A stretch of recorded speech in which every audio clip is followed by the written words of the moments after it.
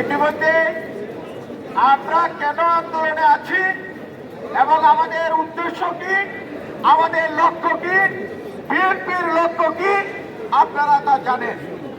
আমরা ইতিপূর্বে বক্তব্য যারা রেখেছেন তারা বলেছেন যে স্বৈরাচার শেখ হাসিনার দোসর যারা বাংলাদেশে আছে, গণহত্যার সাথে জড়িত ছিল, আরো বহুবিধ অন্যায় অপকর্মের সাথে যুক্ত ছিল, তাদের এখন জেল এবং ফাঁসি দেখার সময়।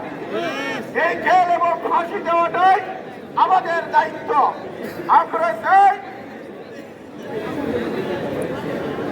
ন্যায় বিচারের মাধ্যমে তাদের জেল হবে, ফাঁসি হবে। আমাদের এখানে অনেক আইনজীবী আওয়ামী লীগের দোষর ছিল, তারাও লুটপাট করেছে, বেআইনি কাজ করেছিল, তাদের বিরুদ্ধে আমরা বিচার কার্য শুরু করেছি। ইনশাল্লাহ খুব তাড়াতাড়ি দেখতে পারবেন লুটপাটকারীদের চেহারা আমরা উন্মোচন করে ছাড়বো ইনশাল্লাহ। আরেকটা কথা বলে আমি আমার বক্তব্য শেষ করব, সেটি হলো আপনারা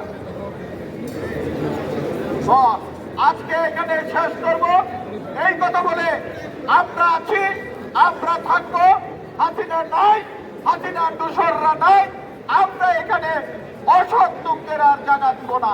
সবাইকে ধন্যবাদ। আসসালামু আলাইকুম।